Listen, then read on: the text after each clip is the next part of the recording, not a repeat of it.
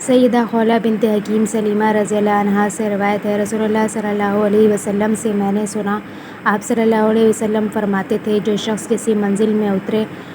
پھر کہے اعوذ بکلمات اللہ التامات من شر ما خلق، پناہ مانگتا ہوں میں اللہ کے پورے کلموں کی برائی سے اس کے جو اللہ نے پیدا کیا تو اس کو کوئی چیز نقصان نہ پہنچائے گی یہاں تک کہ وہ کوچ کرے اس منزل سے۔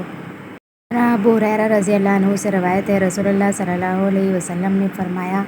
جب تم مرغ کی بانگ آواز سنو تو اللہ تعالیٰ سے اس کا فضل مانگو کیونکہ مرغ فرشتوں کو دیکھتا ہے، اور جب گدھے کی آواز سنو تو اللہ کی پناہ مانگو شیطان مردود سے کیونکہ وہ شیطان کو دیکھتا ہے۔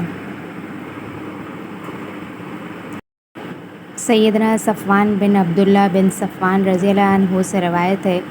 ان کے نکاح میں ام الدرداء رضی اللہ عنہا تھیں۔ انہوں نے کہا، میں شام کو آیا تو ابو الدرداء کے مکان پر گیا، وہ نہیں ملے، لیکن ام الدرداء ملیں۔ انہوں نے مجھ سے کہا،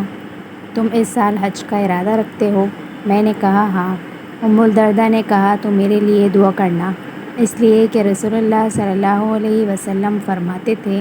مسلمان کی دعا اپنے بھائی کے لیے پیٹھ پیچھے قبول ہوتی ہے۔ اس کے سر کے پاس ایک فرشتہ معین ہے، جب وہ اپنے بھائی کی بہتری کی دعا کرتا ہے تو فرشتہ کہتا ہے آمین، اور تم کو بھی یہی ملے گا۔ سیدنا انس بن مالک رضی اللہ عنہ سے روایت ہے، رسول اللہ صلی اللہ علیہ وسلم نے فرمایا، البتہ اللہ تعالیٰ کو زیادہ خوشی ہوتی ہے اپنے بندے کی توبہ سے جب وہ توبہ کرتا ہے۔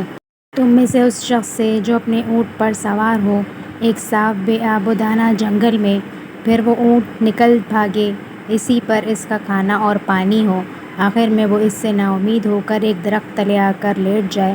اس کے سائے میں، اور اونٹ سے بالکل نا امید ہو گیا ہو، وہ اسی حال میں ہو کہ یکایک اونٹ اس کے سامنے آ کر کھڑا ہو جائے اور وہ اس کی نگین تھام لے، پھر خوشی کے مارے بھول کر غلطی سے کہنے لگے، یا اللہ تو میرا بندہ ہے اور میں تیرا رب ہوں، خوشی کے سبب سے ایسی غلطی کرے، یعنی یوں کہنا تھا کہ یا اللہ تو میرا رب ہے میں تیرا بندہ ہوں، پر خوشی سے زبان میں الٹا نکل جائے۔ سیدنا ابو ہریرہ رضی اللہ عنہ سے روایت ہے، رسول اللہ صلی اللہ علیہ وسلم نے فرمایا، اللہ تعالیٰ کی 100 رحمتیں ہیں، ان میں سے ایک رحمت اتاری جنوں، آدمیوں، جانوروں اور کیڑوں میں۔ اسی ایک رحمت کی وجہ سے آپس میں ایک دوسرے سے محبت کرتے ہیں اور رحم کرتے ہیں، اور اسی رحمت کی وجہ سے جانور وحشی اپنے بچے سے محبت کرتا ہے، اور 99 رحمتیں اللہ تعالیٰ نے اٹھا رکھی جو اپنے بندوں پر کرے گا قیامت کے دن۔ سیدنا عمر رضی اللہ عنہ سے روایت ہے، رسول اللہ صلی اللہ علیہ وسلم کے پاس قیدی آئے، ایک عورت ان میں سے کسی کو ڈھونڈتی تھی، جب اس نے ایک بچے کو پایا ان قیدیوں میں سے تو اس کو اٹھایا اور پیٹ سے لگایا اور دودھ پلایا۔